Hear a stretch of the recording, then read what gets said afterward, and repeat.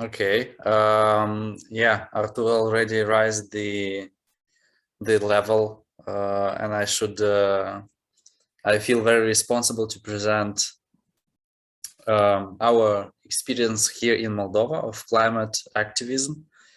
I would like to ask you to stop me at any point and to ask me any question. And I think in this way we will have a more productive and interesting maybe presentation, or maybe even conversation. I invite you to have a conversation. Yes, I have an hour, and I just came back from lunch, and maybe you want to sleep. So I would like to do as interesting as it's possible. Okay, let's start. I will just share my screen. Yes. Okay.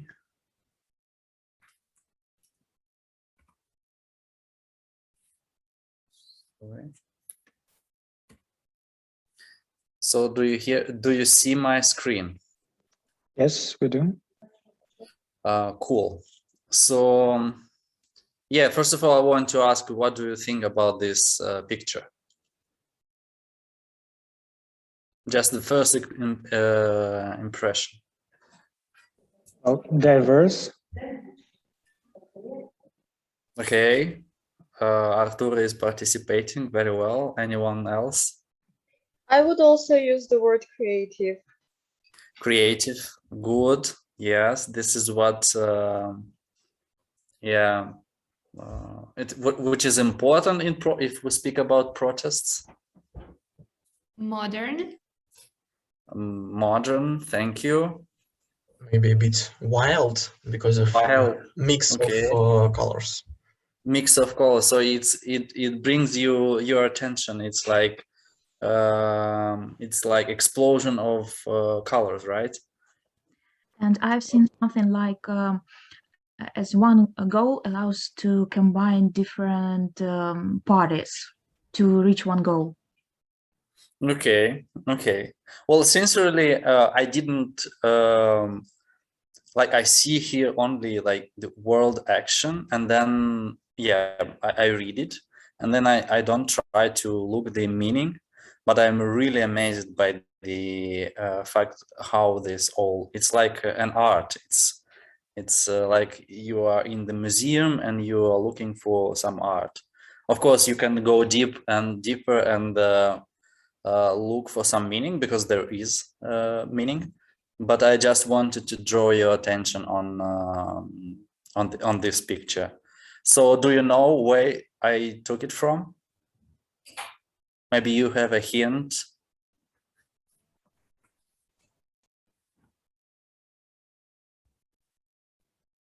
Anyone? Okay, there are some messages. I don't know. I'm just looking at some kind of a prayers hands. So maybe this some kind of a religion. I don't know. Maybe Protestant church, which also advocated. No. Okay.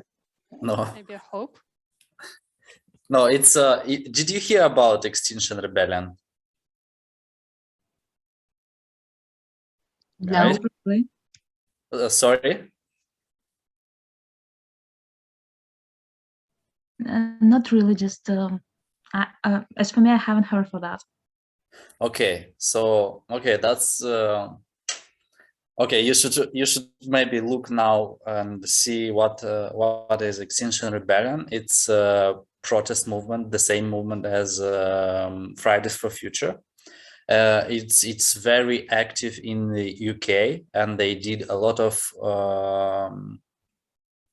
how to say, yeah, a lot of communication, and they actually raised awareness about climate change in a very let's say extreme way. And yeah, I will just, in my presentation, I would share about this, but this picture is from Extinction Rebellion, and I really advise you to look for them and see what they do and how they do that. And they have, by the way, a lot of other pictures and materials that you can use if you will be organize any protests anytime soon. Okay, so shortly about Moldova. It's a small country with 2.5 million people, 1 million abroad. It's like around 30%. 50% of the people live in rural area. So for you to understand better Moldova, if you don't know. So we have a little bit of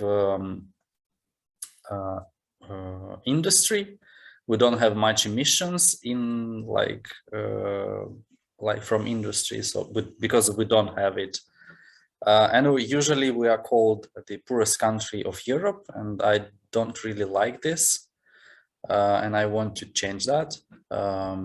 Yeah, and if you come here, you will be able to drink a very good wine, and we are very famous for our wine. About myself, I am climate and sustainable energy and waste management consultant. So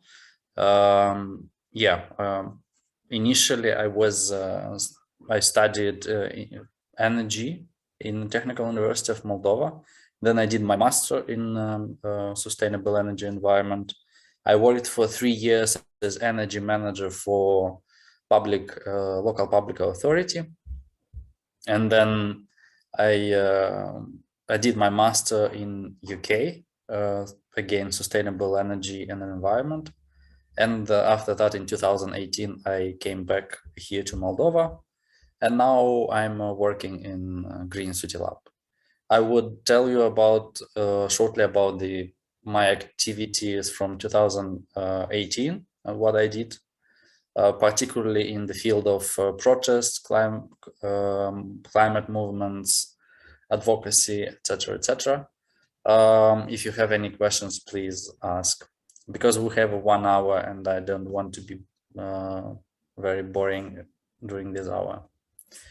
So yeah, I like to cycle, especially long distances. 3 weeks ago, I completed 440 kilometers of ride.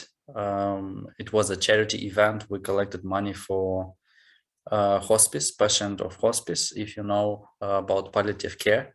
So these are people who are dying and because of cancer mostly, and yeah, palliative care helps them to reduce the pain and help to die decently. And this is my dog, and she is very skeptical sometimes. You can see it by her face. Yeah, this is like my yeah, this is 2 things that I very like.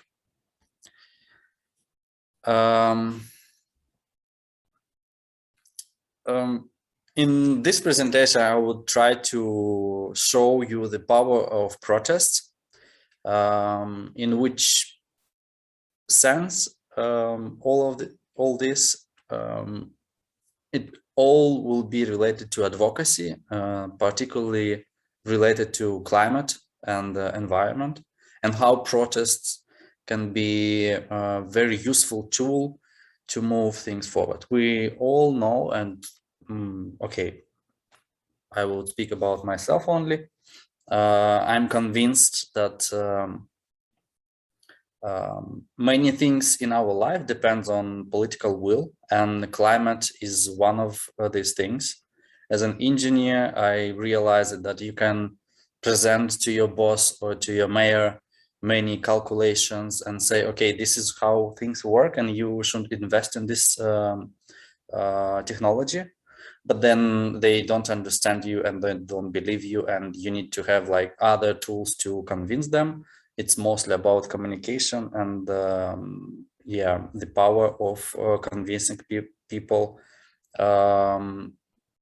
for For example, just recently I heard about one technology in one city. There was investment in the very performant wastewater treatment plant, which cleaned water to the point which it can be drinkable. And the purpose of this project was to deliver this water back to the system. And people protested. They didn't want to drink this water, like sewage water, because it's from sewage. Nevertheless, even though this water has the highest quality. And of course, this technology is not used, even though much of investment were done. So this is one example where you can invest a lot of money. You can have very good desire or very good ambition, but then people don't support because you didn't thought about small or very important aspects of people's life, or how people perceive information and how they act, right? As another example, you can see, I don't know what is the percentage of vaccination in your countries. If you can say, in Moldova, it's no more than 30%. I think it's around 20. What is the percentage in your countries? I think in Kyrgyzstan it's around 10%, maybe less. 10%. So we from one side, we other countries, if you can share. So it's about 13.3% in Ukraine. It's very low, right? Yes, sure. So and yes, and this is crazy. We all know that, or like we understand that this is a huge issue, and we need to. We were waiting last year for the vaccine, and when we have vaccine, or maybe some countries don't have, but I will speak about Moldova. We have vaccine, but people don't want to vaccinate because they have heard something, some information they don't want, or they just are ignorant. So, and this is again, and why I tell you about this, because the same thing happens with the climate. Many people don't know what is climate change, what is it is all about, and mostly very educated people know about this, but majority of people, from my own experience, majority of people in Moldova, they don't know what we are speaking even about. As an example, on one of the trainings in the rural area of Moldova, I was speaking about energy efficiency, and people couldn't understand what I mean. What does this mean? And for me, it was like revelation. I was thinking, wow, I should explain what is energy efficiency, because people just don't know what is this. And I just was like using my fingers to explain what is energy efficiency, or with other words, to explain very simple to people what is energy efficiency. So back to the protest and power of the protest. So I think the protest is one of the way to communicate the message, to bring the message to the table, message to, first of all, to politicians, and second of all to the citizens, but mostly to the politicians, because I think the 80% of success and 20% of effort is here. So if we change the perspective or thought process of politicians, we can move things forward. So this is Anna. Anna is my friend. She was studying in Poland for a long time. Then in 2018, she came back to Moldova. Here you see one of our protests, and she was organizing the Rhythms of Resistance. This is an international organization which use drums to engage people in protest. and she used it to protest in Poland, and she was part of the Rhythms of Resistance in Poland. And now she, not now, in 2018, she organized the same team in Moldova, and I was one of the drummers, let's say, on the protest. In Moldova, then we had really corrupt government. It's basically like mafia controlling the government, and we were protesting. This was the only thing you could do. We even don't speak about climate and environmental agenda, because very basics like processes were not working in the country. So we were trying to fix the democracy in our country. So this is Occupy Gugutsa, is Occupy movement, which in 2018 was organized by a young generation. I would like to ask you, what do you see on this picture?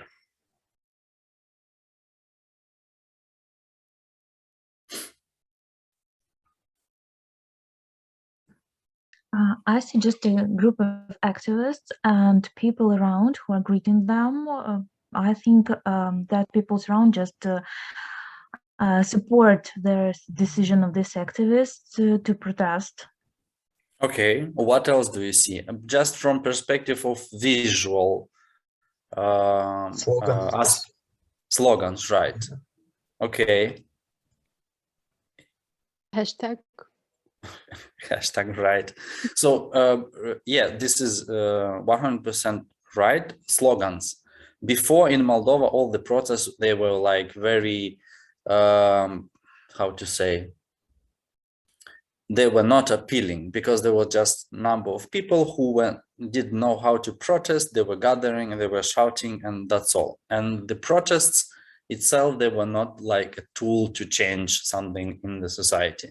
But then in this moment in 2018, in the summer of 2018, there was a turning point. So young people just gathered together, just took with them this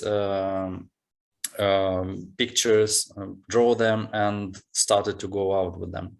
And you can, like, mostly your attention is towards these big pictures, and these pictures, they add to the image, right? It's like if you take them out, it will be a very small amount of people, or even if it is big amount of people, but it doesn't create such a wow moment, let's say, right? So for me, it was like very interesting to observe like how 30 people can make difference in 2,000, 3,000, 5,000 protest movement. And that was for me an example of how these images and this good organization can change the protest movement. This is me, and it is another protest, and we already, I was saying already that we're part of Rhythms of Resistance. So we play here. We came to the south of Moldova, and we were protesting against judicial process. What the key message here is that I want to say is that when you go, like, we were no more than 20 people here, but when we came in the city like of 30,000 people were just coming to us, they were observing us, they were dancing with us, and they were protesting, started to protest with us. So this was a cool method to engage people and to make them interested. So the music, if you have the possibility to do music or some random noise, use it. This is another, I think, very good picture. So you see here a mom which holds a flag with the hashtag permanent protest. And this is like, for me, I see here like liberty statute. And this is I think this is very important and strong image, which you can use in your like social media, because when we very often when we organize the meeting, it doesn't have such an impact in physically, but it has impact like in social media, and you use the protest as the way to gather pictures, to gather material, to influence social media, and then it just blows up. And with that kind of pictures, it's really strong, creates a strong message. This is another protest. Yeah, and again here you can see very different, very colorful people. You probably would say that this is somewhere in Europe. It doesn't look like post-Soviet country, but yeah, it's post-Soviet country. And very often we were seen as those people like crazy, not from our part of society, not from our society people. So somehow of very not usual people, let's say in this way. Yeah, and if you go with us, you would feel like you are somewhere in European country. And this is another picture where we are drumming, and here you see the politics. They hold us from and you can see people around, and they were shouting and screaming together with us. And there was a moment when police couldn't hold us, and we just went to meet some corrupt official, and because of the like unexpected situation, police couldn't follow us, and we were able just to go around the city and the block streets and do whatever we want. And it was very funny to see how police were running from us and trying to block other parts of the important infrastructure to protect the mafia people. Someone raised their hand, Again, please. Yeah. Yeah. This is what I wanted to ask. Alona, you can ask a question. Yeah, I just regarding the previous picture, would like to ask which country, because I've seen there a post, let's say, almost in Ukrainian, сажайте правильно.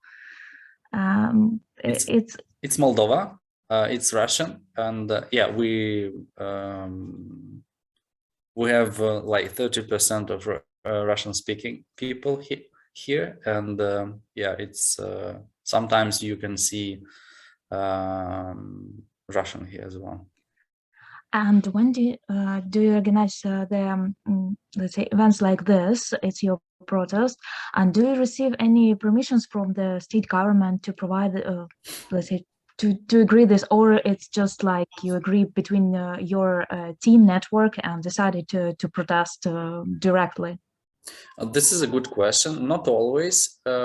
In Moldova, I don't know, but in your country, but in Moldova, we have one of the best law in this regard. Maybe even in Europe Union, or at least in post-Soviet countries.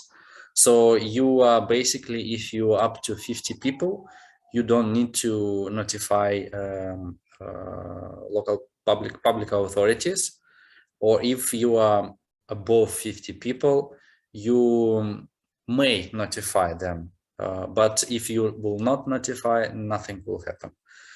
It is more, you notify them more to protect people on the protests. So it's very easy, it's very accessible. So it wasn't an issue here. Yeah, thank you. It just sounds like a real freedom to choose to protest for that, because in Ukraine we've got really often some troubles with the police when they try every protest, if it somehow may influence the current situation, just to say no, and you won't do that. Okay, yeah, in Moldova we're quite free to do whatever we want. Of course, if you don't break any law and don't break any window or infrastructure, you will be fine. Why protests? Yeah, I just want to focus a bit to focus on this picture, and then we can go for the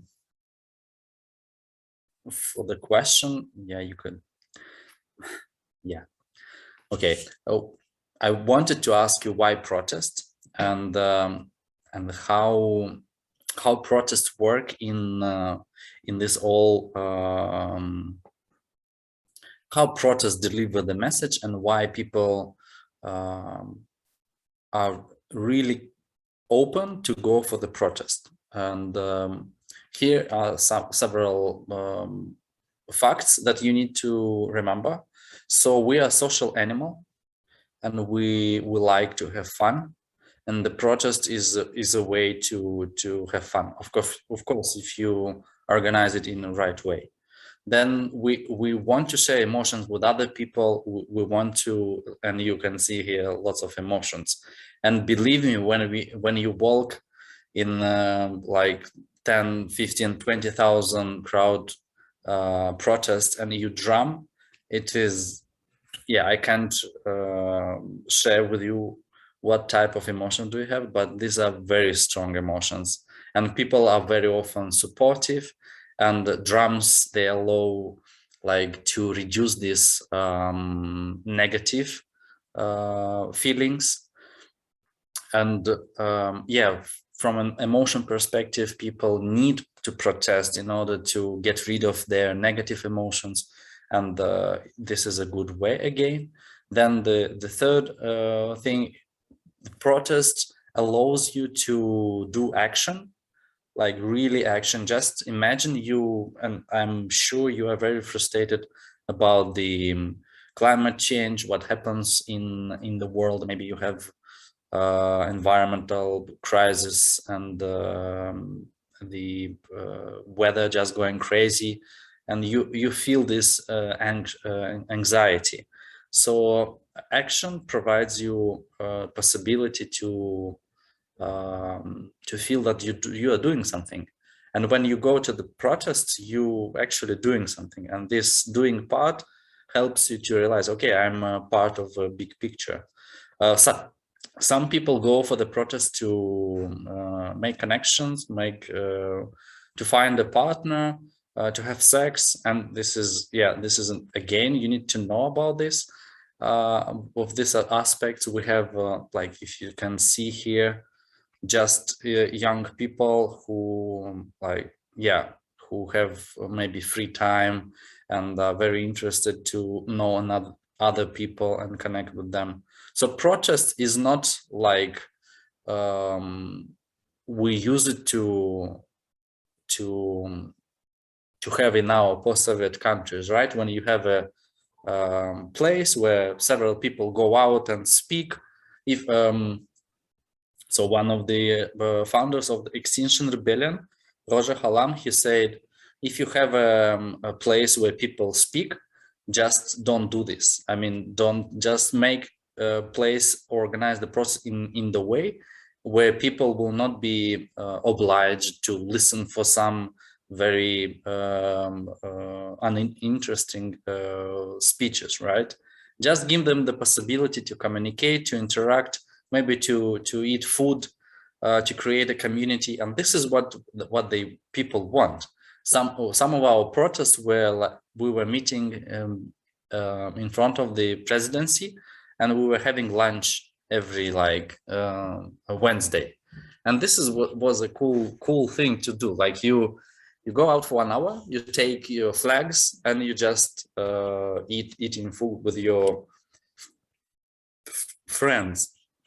And then you did many pictures, you posted, and people like very excited that you did this. So this is the way you bring the change. And the protest is very efficient in the perspective of bringing people together and creating some kind of community, etc. Another experience is, of course, which is I didn't write here. Oh no, it is here, emotions. So you have quite strong emotions, and some people need them, or even this on the limit of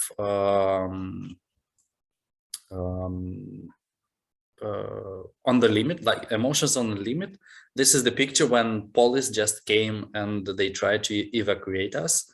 So for you to understand, we organized place where we stayed 24/24, and we just were protesting for, I don't know, for half a year, I think, or even more. And then they decided to come and just to evacuate us, like forcefully, with not having a permission for that. This is another way of engaging people or communicating the message.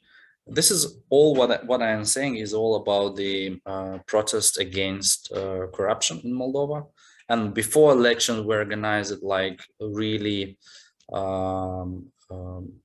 we organized crowdfunding platform, and we delivered like message in communities and asked people to not vote for those who are corrupt. And here you can see how people are interested in what we do, and very often we receive the message, oh, what party you are from, and when you explain, okay, we're not supporting any party, we're just bringing you the adequate message, and people like this very well. Artur? Yeah, I just wanted to ask because at first point when I have seen those newspapers, I was like, well, okay, why couldn't you just make a QR code or publish it online? But then I thought maybe the demographic situation is more like this. So you wanted to reach the target audience, which is elderly people. So like the reason why you printed newspaper was this specific reason? Because of course not all people like you, we are, sometimes we think that all the people are looking at us and they are in our sphere of influence, but it's not the case.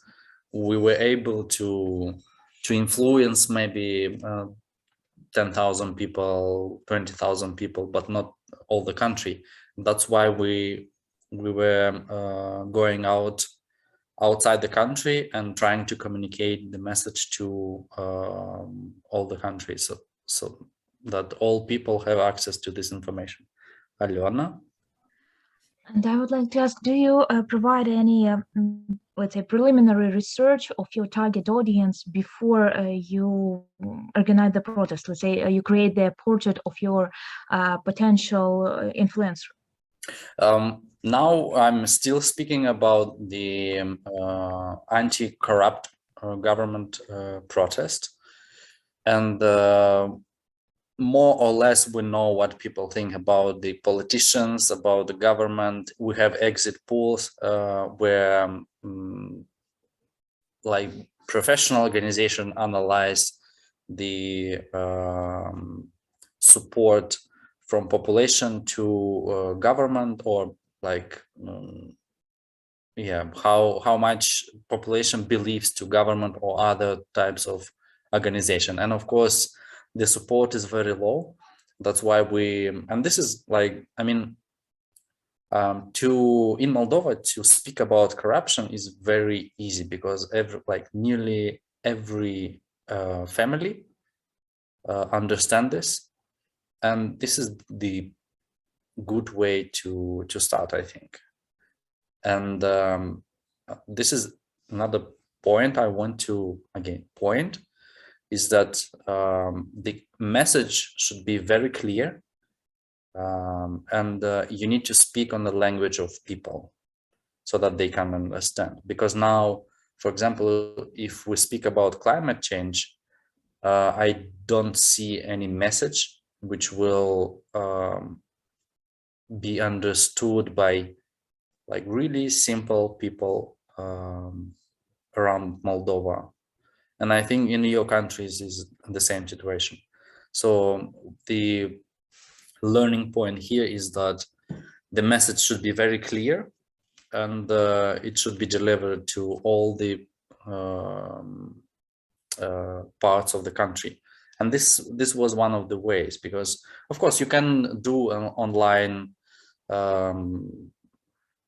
some video, upload them online and believe that all the people will see that, but this is not the case.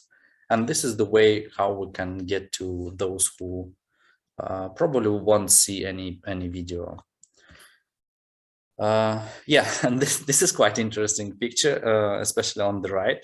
So I just decided to enter we have this inside markets, local markets, and the babushkas, they are selling the cheese. And after one of our friends just delivered the papers, the photographer took this picture, and you can see how hungry for information people are, because very often politicians deliver the information that they can deliver, right? Only about politics, or only about how good their political party is, but nobody speaks with people about real problems, corruption, how to solve it, etc., etc., and explains them in very simple words how to do that. So I like this picture very much. So yes, this is about Occupy movement in Moldova, and this was around 1 year in 2018.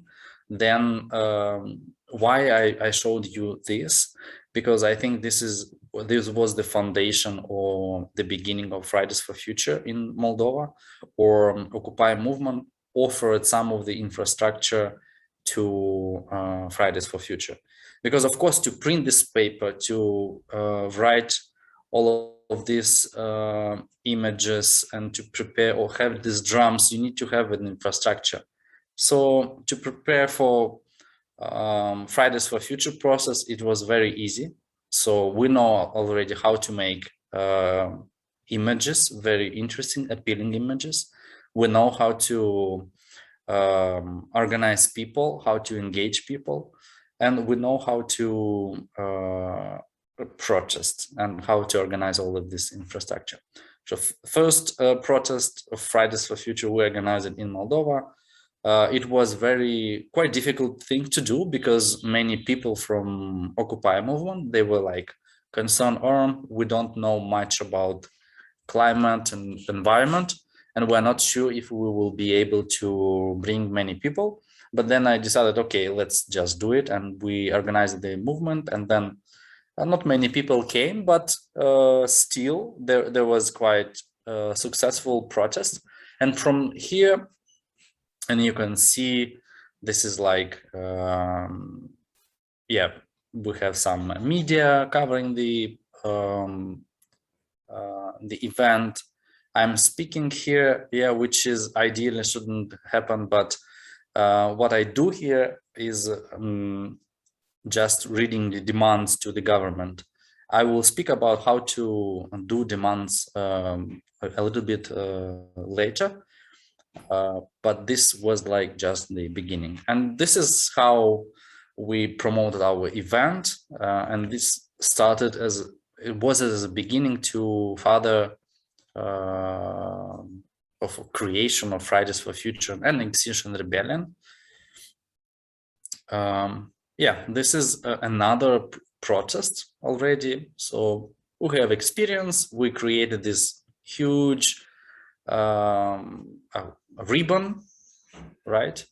One of the things we received the feedback So this, if you translate this, is like for life. We just took the translation from Extinction Rebellion, and there was like rebel for life. But in Romanian, it sounds like protection, or like you protest against abortion. Yeah, of course, you should be very clear and very careful with the message. And then on the next protest, we just cut this part, and we put here, if you see here, viața, yeah, and here we put mediu, which means environment. And here you can see, even we just cut the ribbon and put another part. So this is already a little bit bigger protest of Extinction Rebellion. Of course, people, when especially young generation, they want to do something. They want to not limit themselves only to posting in Facebook, but they want really to do something, to go outside, to protest, to shout, etc., etc. So you need to organize.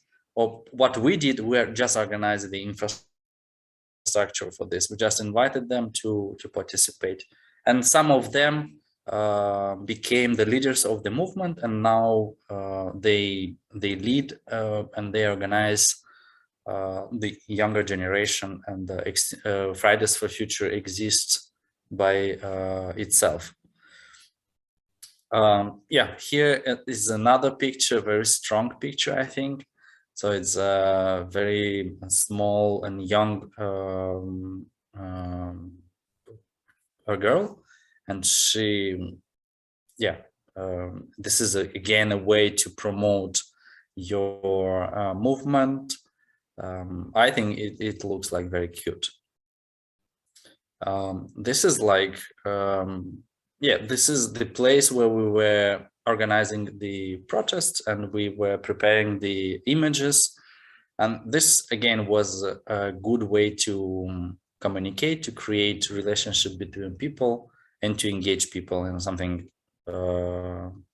motorical, right? Or the process of doing, which itself is a process of creation. Some pictures are very interesting, which we were able to promote in online. This is another protest. It's Die-In, if you heard about. So we just gathered together, like maybe 15 people, no more. And we did Die-In. We just laid down in front of the Ministry of Environment, and we're just laying there for half an hour or even an hour. And then what happened, the minister of the ministry came down and discussed with us different aspects. And it was a good experience. Again, you should be you should be ready to speak with the minister, which we were not. We prepared some demands, but we were not ready to speak with the minister. We were not ready. We didn't think that minister can come down. So if you organize something like that, you need to be ready for this as well. You need to be ready to have discussion with the minister. And here we have a drone, and we took a picture of it. Yeah, it was quite interesting. It gathered some likes and sometimes dislikes in the media. And now this is protest in September already, 2019, and here the Fridays for Future organized only by the government, by the youth, not connected to Occupy. And yeah, this is already self-managing structure, and they are fully prepared to protest, which is fine, because I was one of those who organized the first meeting of Fridays for Future, and somehow I was the engine, let's say, and then I just disappeared from this equation because I do other stuff. but I'm happy to see that the movement lives by itself, and people are engaging and doing it even in a more interesting way. And you can see how much picture changed, and you can see how many people here are participating as well. And this is very artistic.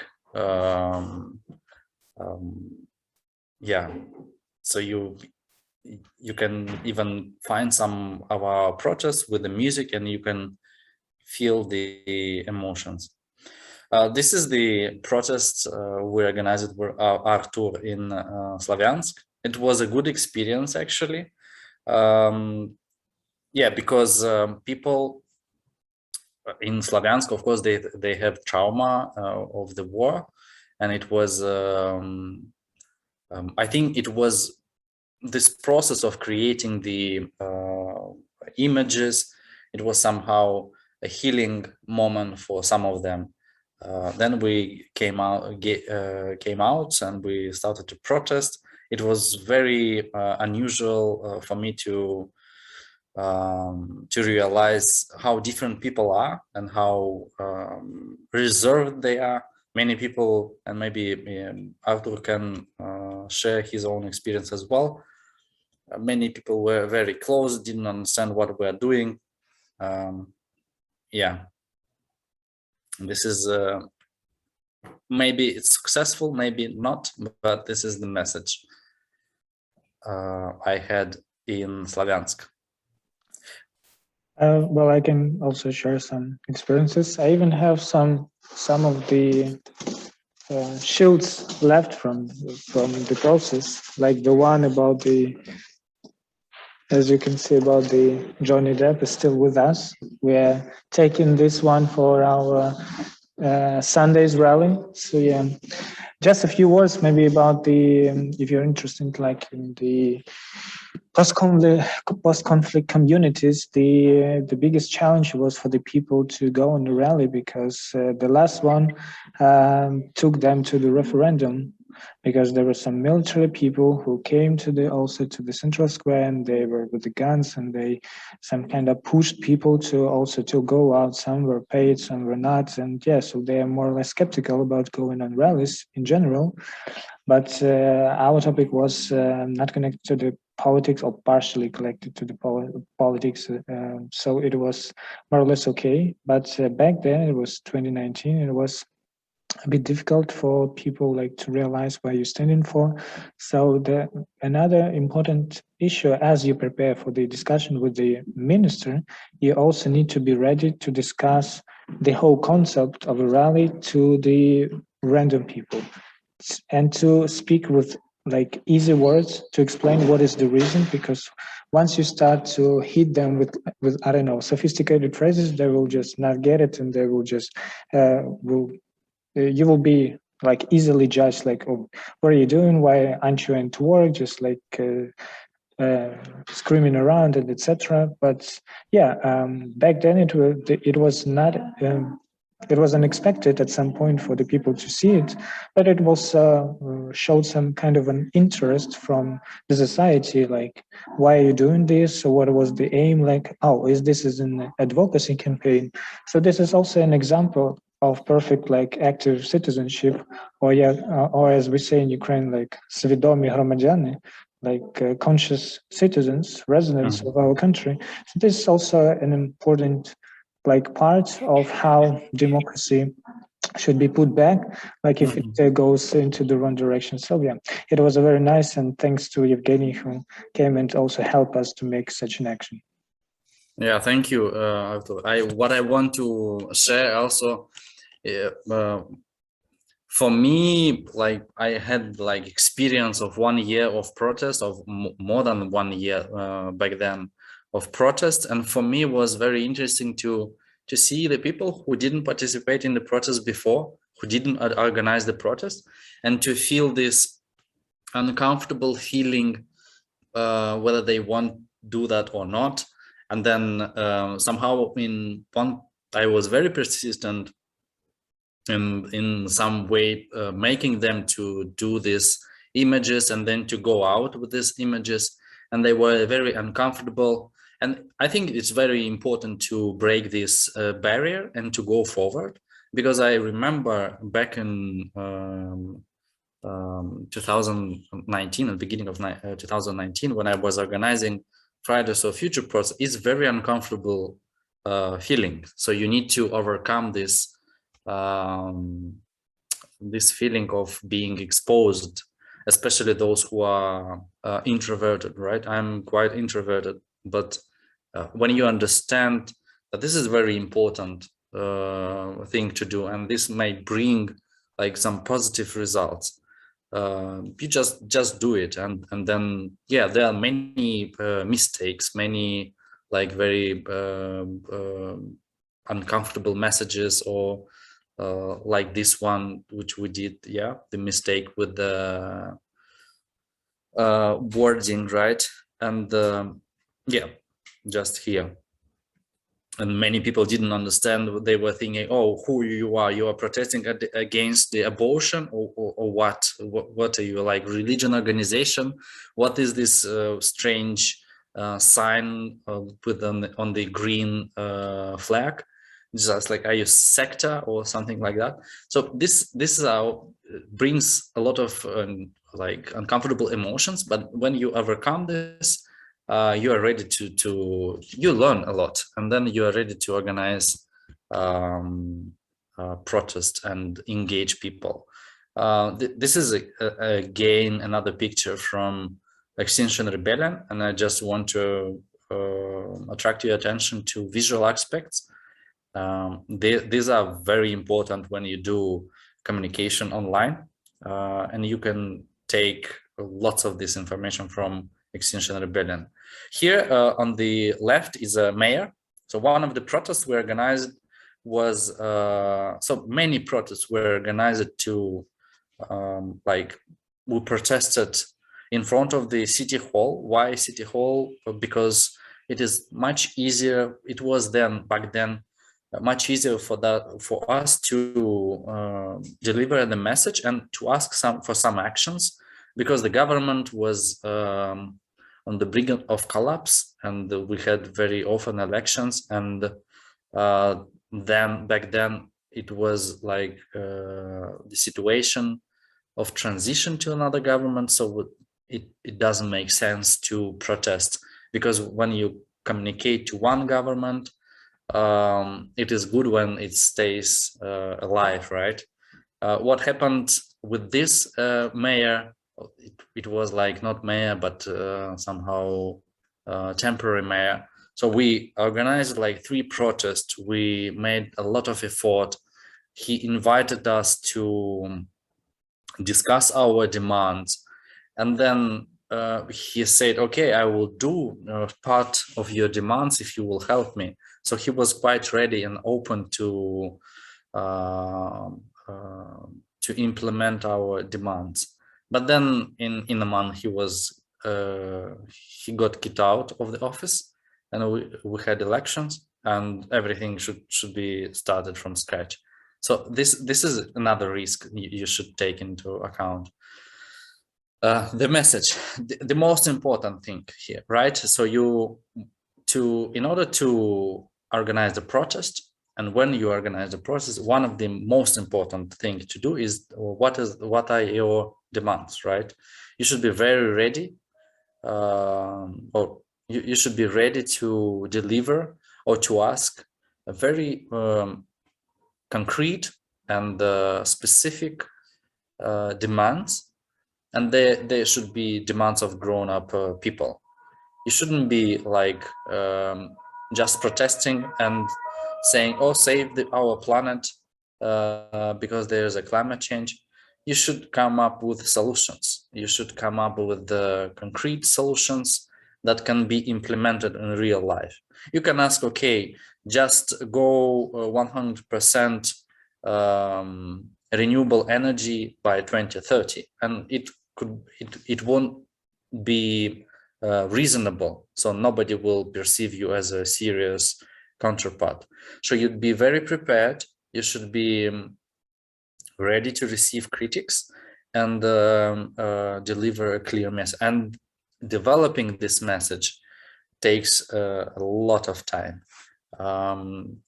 What helps us, I think, is that I had some experience in climate and energy, like professional background, and I know how local public authorities work. So I was able to contribute to like clear message and to deliver or to develop demands that can be implemented by local government or government. So let's have some practice exercise. I know that we're behind the time, but just a little bit, I want to imagine you organize a climate protest. So what is your message? How do you develop this message? So yeah, let's focus on this first.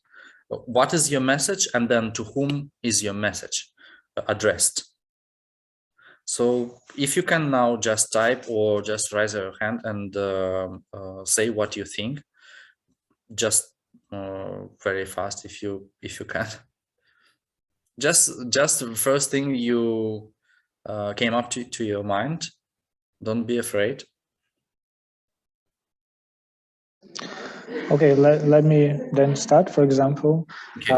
I'm from the small city, and I am just wondering, like, how much salaries do the government officials at the local level receive, and whether this sum should be some kind of like public. But I don't know, maybe they receive too much, or how they spend all of this. Maybe they have like lots of additional amounts. So my message is, I want to know how much money, what are the salaries of the government officials at the local level, and to whom is this message, like where should I go to?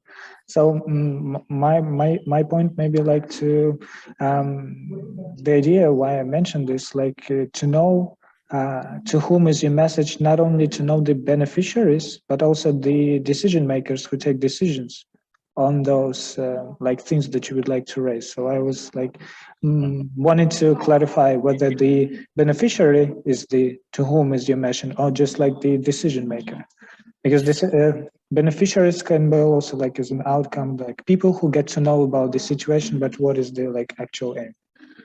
Okay, here, like, what is your message? First, you need to clarify what you want to ask from the government, right? So you go to protest against, not against, but in front of the, let's say, local public authority. So you should clearly know what do you ask from them. You need to know everything about your mayor, how he thinks, what he thinks about the climate, what is his position about different aspects of environment, etc., etc. You need to know what he really can do, right? So and this everything should be combined together, and then you can ask for some concrete demands, right? You need to bring the message very clearly what you want, right? And it should be very clear from all of your communication channels, from your images, from your online posts, etc., etc. Then the second question, to whom is your message, right? Because it's not only the government you organize the protest for, although the main subject, or you ask from government to deliver some results, but actually you communicate also to the public. You communicate about the importance of climate change. You communicate about importance of taking actions, importance, for example, to reduce plastic, or importance to implement waste management system, or to reduce energy costs, etc., energy consumption. Then you should make aware people of about this problem. So basically, organizing the protests, you have like two segments. First of all, you can communicate quite concretely or quite specifically to the government, and you ask them to do 1, 2, 3. And second, you communicate to the public, and you inform them about the climate change. This is example from Extinction Rebellion. I really like the way they communicate. So these are very simple way to put it on the paper. So these are only three demands: tell the truth, act now, and go beyond politics. Like very simple. Now we will go and explain each of them. So tell the truth. What they mean by this is like they ask governments to show real situation in each country or on the planet, and to tell the truth to the people by declaring climate emergency. Climate emergency is there is even an organization, you can find here the link, web page, and they organize and they engage all the states and cities, villages, and engage them or invite them to declare climate emergency. This is a very simple thing to do by the for the government, right? You just have a paper, you put like description about like here a description about current state of the environment, and then you as a government you say, okay, I declare that we become carbon neutral by 2030. This is actually example from climate emergency declaration from Birmingham. Then so you as a government, you understand clearly what you need to do, and you as a protesters, you ask the government, tell the truth, declare climate emergency. And then if the government doesn't know how to declare climate emergency, you say, look guys, I can help you with this. You can go on this link, you can find examples of climate emergency declaration, and then let's discuss, let's debate on how strong should be your climate emergency declaration. It may be very basic, it may be very broad and doesn't mean anything, but okay, not the last one shouldn't be the case.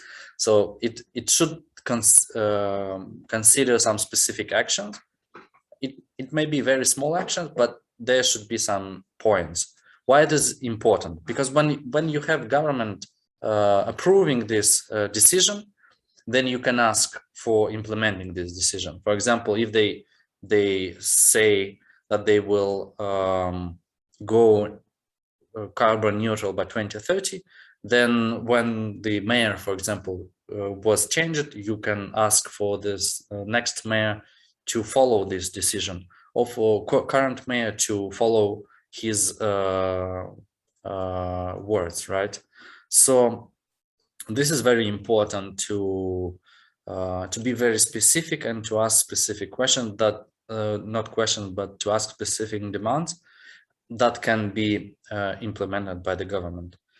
For example, the second thing or the second demand is act now, reduce GHG emission by 40% by 2030, and or sign covenant of mayors. So a government can say, okay, I commit to reduce greenhouse gas emissions by 40% by 2030, and they know how to do that. Or they can sign covenant of mayors. Anyone heard about covenant of mayors? Apart Artur, besides Artur, anyone? Nope. No. Okay, it's important to know, yeah, because yeah, if you work with the local public authorities, it is important to know what is covenant of mayors. Covenant of mayors is let's say yeah, organization which unites mayors from all around the world. So you can see like 10,000, more than 10,000 mayors, and 325 million of people, inhabitants in these municipalities who signed these agreements. Why it is important? Why we? I will come back a little bit why we organize protests in front of the local public authority. Well, because in the end, these are the authorities who really do stuff. They implement projects and they fight climate change, not national states. National states just approve the laws, they create this framework, but in the end, the local public authorities, they do the stuff. So it is very logical to go and ask local public authority to just be part of this Covenant of Mayors initiative, to sign agreement. And this is very simple way to be part of this Covenant of Mayors. And very often mayors know about this initiative. So it's very well known and quite specific initiative. They have all their own procedures, and local public authorities, for local public authorities, is very easy to follow. So you can ask them or to reduce by 40% greenhouse gas emission by 40% by 2030, or sign Covenant of Mayors. And Covenant of Mayors says actually the same thing. If you are a part of Covenant of Mayor, you voluntarily oblige yourself to reduce greenhouse gas emission by 40% by 2030. Artur. Yes, as we're already approaching to the next panel discussion, I just wanted to hit you with the question I wanted to raise since the beginning regarding the European Green Deal. And as we're now into this, like the political documents and like the policies, maybe your reflections on how it is developing for Moldova. Are there any programs which are like also available for Ukraine, as I followed the Olha Stefanishyna, you might have heard about her, and her development, like in discussions between EU and the decarbonization of economy and etc. Are there any programs for Moldova, or maybe other Eastern Partnership countries that you might know about?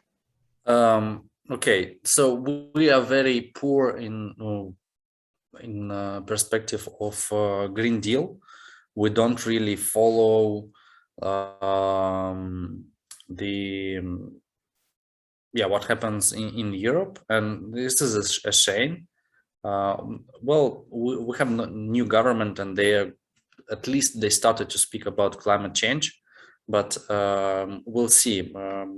One of the important things to what I wanted to come to is we lack capacities, right? And yeah, it's one thing to protest and ask from the government to act now, tell the truth, create citizen assembly. By the way, you can find what is citizen assembly. It's basically the way to involve people. But yeah, what next? Yeah, imagine your requirements were fulfilled. What do you do next? And then, yeah, it's just the beginning. The protest is just the way to motivate people, just a way to put politicians to do stuff. But then goes the most difficult thing. So as I said, this is Anna, and now Anna still organizes these rhythms of resistance.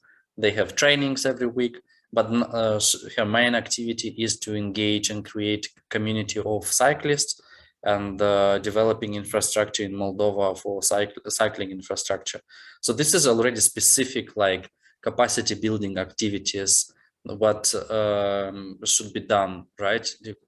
Growing capacities of people. And Artur, to your responding to your question, we are not able to understand, to perceive, or even analyze sometimes Green Deal because we don't have capacities. Moldova is quite small, right? And there's not many people who can work on specific area of Green Deal.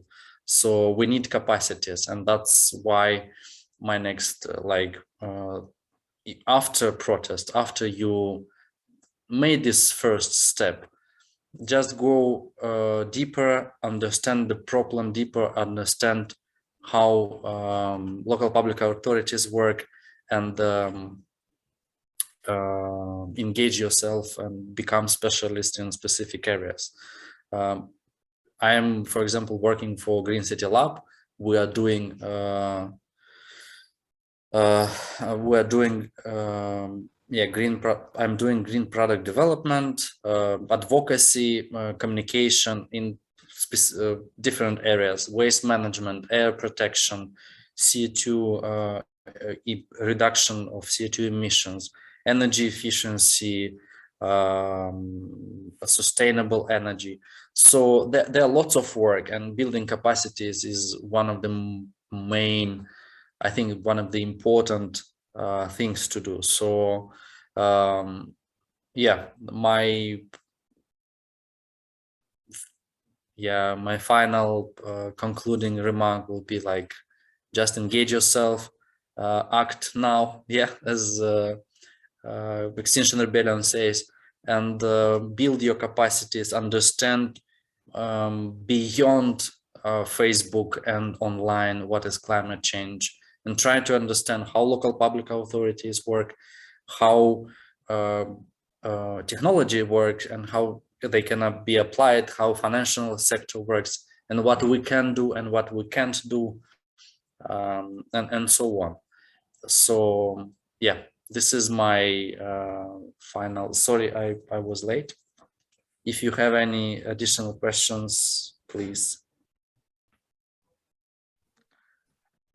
You have also mentioned that you work for the government at some points, and you know the procedure, how to, I don't know, write letters of correspondence and etc.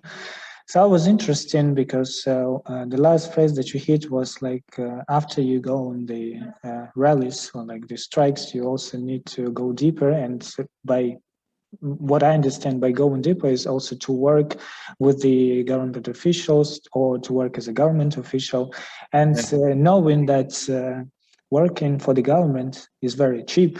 You don't get high salaries and etc. So what was your what was the reason why you actually did that? Can you share your motivation with us? Maybe this might be also inspiring to many of us here. Thank you. Well, I was an experienced student, and I mean, yeah, I was ready to work and get some experience. I was working for local public authority. Yeah, but this gave me lots of insights to understand how really government works. And what you say is very important, like salaries are very often very low. And that's why I don't go to work for the government, but it doesn't mean that you can't do changes. You can go and work with government. You can advocate for change. You can propose different ideas. You can take part of the responsibilities of the government and do them as a civil society. And this is why government needs civil society. So there are lots of work and lots of ways to do work. It's just about your imagination, how you feel and how do you think it may be done. But it is important. What is important is first politics. People will not do things if they are not motivated. So if you motivate or push politicians for the right decisions, this is like 80% of work done.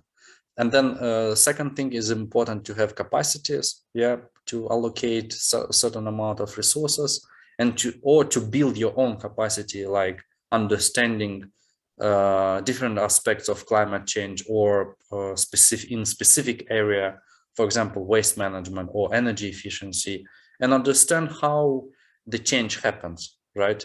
When I came back from UK, I was thinking, I have so many opportunities, and I want to do this, that, and then maybe in 2 years I understood, okay, let's reduce expectations and maybe to do something which is real for context of Moldova.